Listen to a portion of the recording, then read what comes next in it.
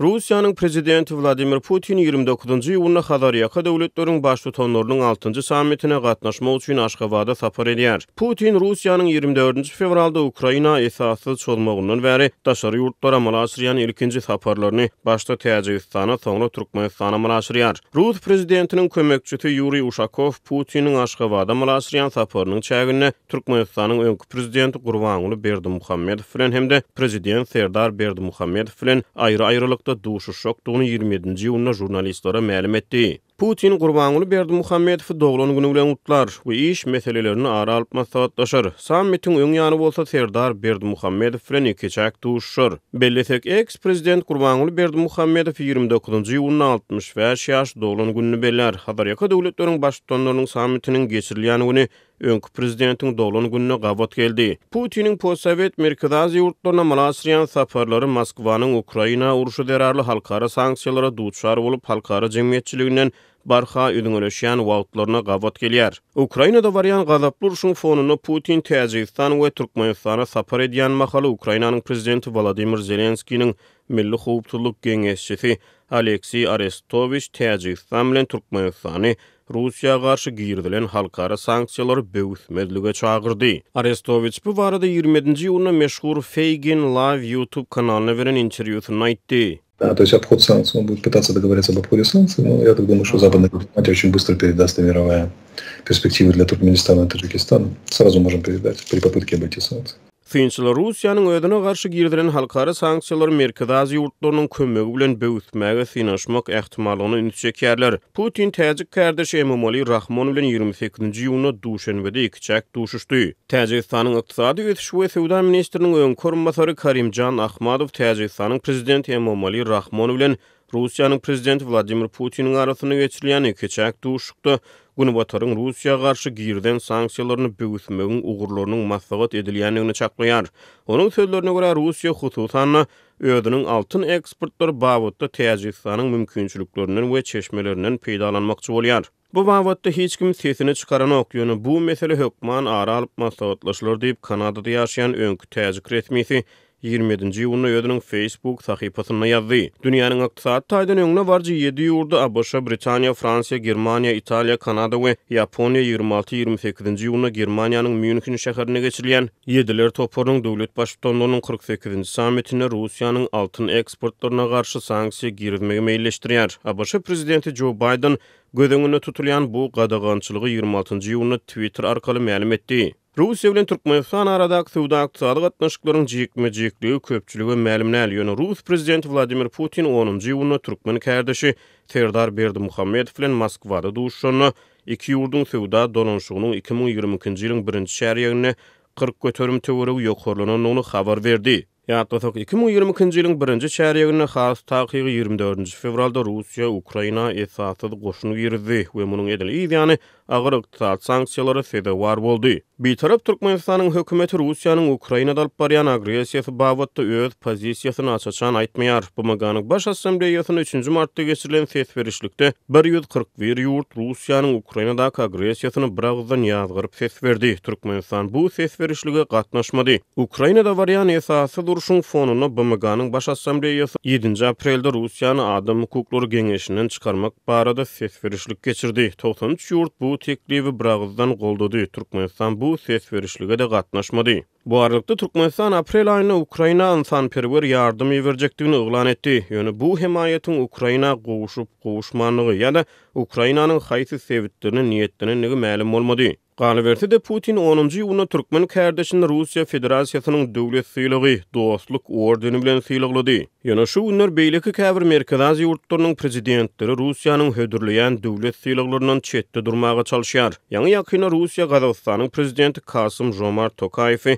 iň ýokary döwlet syýylyklarynyň biri bolan Aleksandr Nevski ordeni bilen syýylaglady. Ýöne Gazak prezidentiniň medpuwat gullugyna görä Tokayev bu syýylygy kabul etmekden ýüze gurdy. Üstesine Tokayev Gazagystanyň Donetsk Halk Respublikasy we Luhansk Halk Respublikasy diýilýän kvazi döwletleriň, ýagny emeli döwletleriň garaşsyzlygyny ikrar etmeýändigini aýtdy we Gazagystanyň Russiýa garşy girdilen halkara sanksiýalary eýerýändigini belledi. Gazak prezidentiniň tapawutlukda Türkmen prezidenti Putiniň syýylygyny kabul etdi. Hasy 2017-nji ýylda Putin Türkmenistanyň öňkü prezidenti Gurbanuly Berdimuhammedow Aleksandr Nevski ordeni bilen sylaglady. Putin 2018-nji ýylda bolsa Gurbanuly Berdimuhammedowyň atasy Berdimuhammed Anaýew Russiýanyň ýedermenlik medali bilen sylaglady. Anaýew ikinji Jahyn uruşyna görkezden batyrlygy we gaýdusuzlygy üçin berilen medal Gurbanuly Berdimuhammedowyň 61 ýaş dolunyny gawatlap Aşgabatda gowşuruldy. Türkmenistanda howanyň gyzygynyň ýene-de adatdan daşary derejelere ýetmegi sebäpli Mary vilayatynda iri we ownuк saklamalar köpçülikleýin haram ýerler, şeýle-de bal arylary gyrylýarlar. Yerli veterinarlar bu paçygaly ýagdaýlara çykylygy tapyp bilmeýändiklerini aýdýarlar. Galy bertide aşy howa adamlaryň jandarlaryň saglygyna yaramaz täsir etmek bilen birlikde meýdandaky owu hojuluk tehnikalaryny hem tandan çykarýar. Tomsun gelmegi bilen soňky günler Türkmenistanyň täsirli kunjuklarynda diýen ýaly howanyň temperaturasy küllügide 50 gradusa çelini golaýlýar. Soňky bir hepdeniň dowamyna Marynyň Türkmengala we ýolatin etraplaryna iri we ownuk saklamalar kesellep bir näçe günüň içinde hiç sady mensmen ýerlerinden galman haram ölýärler. Olaryň köplenç içi hem geçýär. Deyip adynyň eferde ütgedilip Baba Nazar ağa delip tutulmagyny soran 50 ýaşlaryndaky marly çopan habarçymyza gurrun berdi. Howpsuzlyk aladalary sebäpli saxtiýetini aýan edip biljek maglumatlary äsgär etmezligi soran söhbetdeşimiz mallaryny dowamly zerur tanjymlary urdurandygyna hem garamazdan soňky hepdedäki paçygaly ýagdaýlary nazarda tutup sürüsindäki mallaryň dolu gyrylyp gutarmagyndan alada galýandygyny belledi. Veterinar lukmanlar bilen habarlaşyp näme çykdajasy bolsa etjek, näçe hak tölemeli bolsa da tölejek, her gün gowurda giydirjek. Ýöne gaýrat et. Mallarymyzy halas etdiýsek hem mal lukmany bugünler öz öýümizde mihman bolduk. O goşdan o goşa gatnaýar. Häzir mallar gan keseline uçuraýarlar diýerler we munyň howanyň aşa gylmagy bilen baglylygyny aýdýarlar. Deyip 30 ýyldan aşy wagt bäri çopançylyk bilen mesullanýandygyny aýdýan Baba Nazar ağa nyktady. Yerli veterinaryň Baba Nazar ağa beren maglumatyna görä, howanyň aşy gylmagy sebäpli süňňi gowşak mallaryň içinden ýalyn etýär we bu olarda gan kesiliniň döremegine sebäp bolýar. Mal lukmany muňa özlerinde bar bolan hiç bir däri dermanyň kömek etmeýändigini aýdyp, soňky wagtlar mallaryň doku garny iýmetlenip bilmeýändigi sebäpli hem olaryň immunitetiniň de gowşandygyny sözüne goşdy. Baba Nazar ağa diňe bir çopan goşundaky mallaryň däl, eýse hojuluklardaky haýwanlaryň hem ýokurdaky ýagdaýlara duçar bolup haram ölýändigini aýtdy. Ol munyň netijesinde mallaryň bahalarynyň hem tat ýarpetde ardanandygyny belledi. Her kim mallarynyň ertire çykyp çykmagyndan alada galýar. Mundan bir näçe aý odal bir gölel tygyr 14-15 müň manada bahalanan bolsa, häzir olar 5-6 müň manada çenli aşak düşdi. Beýle nirh hiç gaçan bolmandy. Satyjylar mallaryny bazara iltenden soň olary ýerine alyp gaýdatlary gelmeýär. Şol sebäpli janawarlary geçen ýerinden ýerleýärler. Aşgabatdan we beýlek sebitlerden gelýän et jellaplar hem bu ýagdaýlardan peýdalanyp temiz mallarda degir degmezini alyp gidýärler. Deyip Baba Nazar ağa 26-njy iýunda Marynyň ýolutyny etrawynyň mal bazaryna aýlanyp görünenden soň habarçymyza gurrun berdi. Baba Nazar ağa bu ýagdaýlaryň arasynda çopanlaryň täze mallary sürüsine almakdan ýüze urýandyklerini hem gurrun berdi. Ol diňe mal eýeleriniň mallary birden haram üläýse, onda çopany hiç kile arsykatynyň ýokdugy barada dilhaty ýazanyndan soň ol mallaryň sürä gusuljakdygyny belledi. Sol bir wagtda marly habarçymyz soňky günlerde bal arılarynyň hem köpçülikleýin gyrylýandygyny anyklady. Bal arılaryny saklayan ýaşaýjylaryň sözlerine görä, yssyk howanyň meýdanlardaky ýandaklary we beýlik üsümlükleri guratmagy netijesinde arılar bal toplap bilmeýärler we netijede açlykdan ölýärler. Ol muňa çykylygy hökmünde şekeri gaýnadyp onuň siresine arylary berýändiklerini aýtdy. Emma ol ýurtdaky ýiti azy krizisiň arasynda bir halta şekeriň 700-900 manat ağırlygynda bahalanýandygy sebäpli köpleriň muňa guruwynyň çatmaýandygyny hem sözüne goşdy. Mundan başga da ýurdun durul kunjuklaryndaky habarçylarymyz aşy yssyk howada gün urmasy, gan basyşynyň ýokurlanmasy ýa-da öňden bar bolan kronik ýaragsyzlyklarynyň ýitilesmegi ýaly sağlyk meselelerine duçar bolan adamlaryň has köpelýändigini belleýärler. Sol bir wagtda ýollaryň asfaltyny çilin eredýän ysdynyň uloglary, sol tanda meýdandaky owu hojuluk tehnikalaryny hem tandan çykarýandygy bellenilýär. Balkandaky habarçymyz soňky 2 hepdeniň dowamynda vilayatyň Serdar we Bereket etraplarynyň ekin meýdanlarynda azyndan 3 ýanganyň dörendigini, bir hadisede bolsa buğday ýygnayan kombaynyň hem od alandygyny gurrun berdi. 24-nji iýunda Serdar etrafynyň kärinde buğday meýdanynda galla oryan mahaly bir kombayn od aldy. Azatlykda ýalyna bürülen kombaynyň suraty bolsa-da, onu düşüreniň howpsuzlygy jahtynden sekili çap etmekden saklanýar. Bu ýagdaýlara saýat bolan ýasaýjylaryň anonimlik şertinde gurrun bermegine görä, $14.000 kombayn odu tutuşandan soň Sewite ýangyn söndürüjiler gelýänçä ol doly ýanyp turupdyr. Tehnika bilen birlikde ýygnalan 2 tonna golay buğday hem ýanypdyr.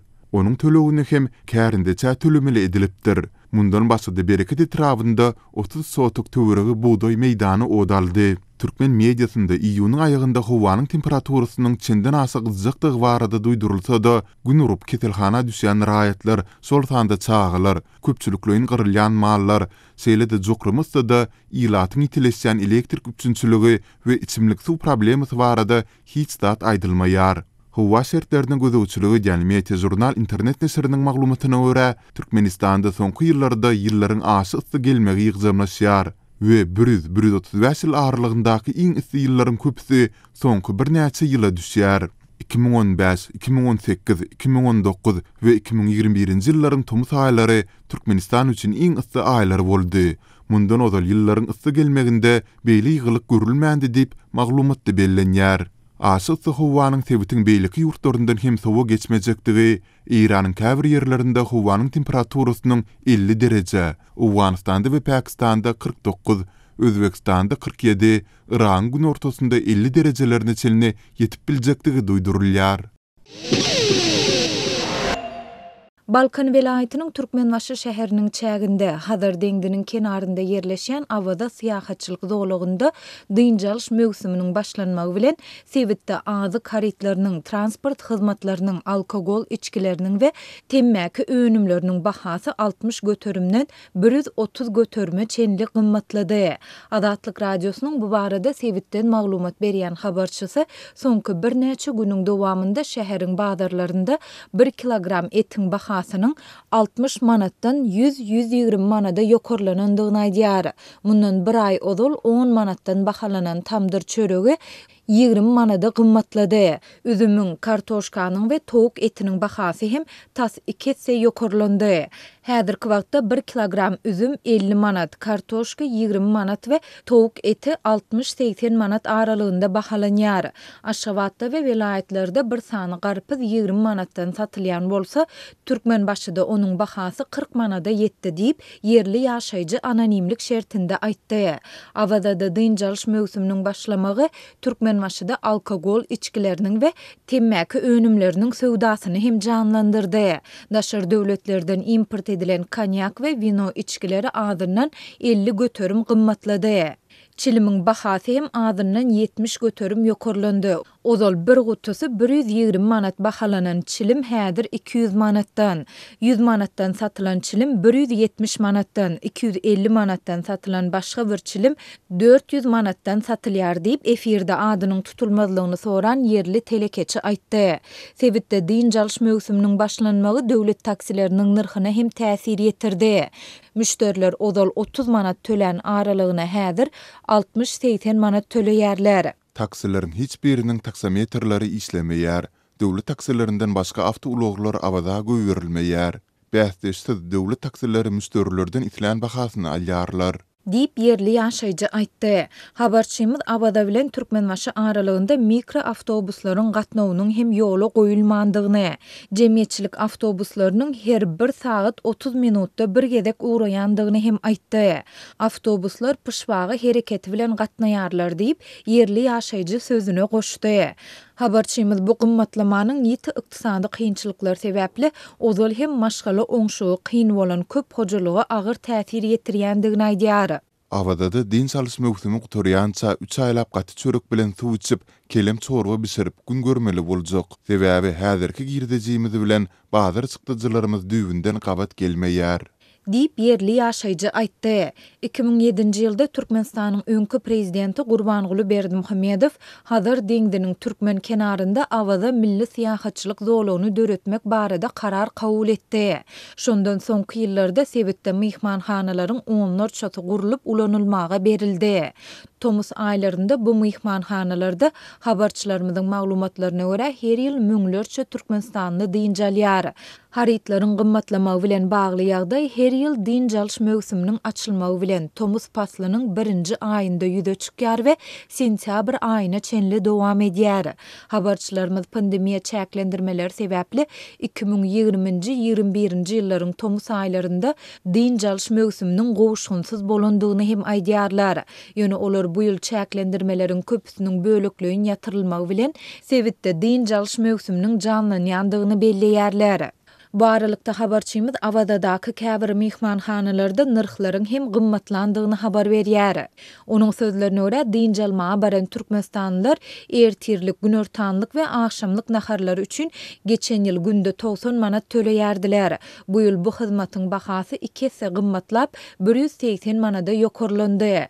Bahalara gözegçilik edýän döwlet edarasy ýok. Döwlet taksileri, telekeçiler we beýleki söwdegärler bularyň hemmesi diňjalş mögsüminde bolup bildiginden pul gazanmaga çalışýar. Ýönekey ilatyň aladasyny edýän hiç kim ýok diýip yerli ýaşaýjy sözüni jemledi.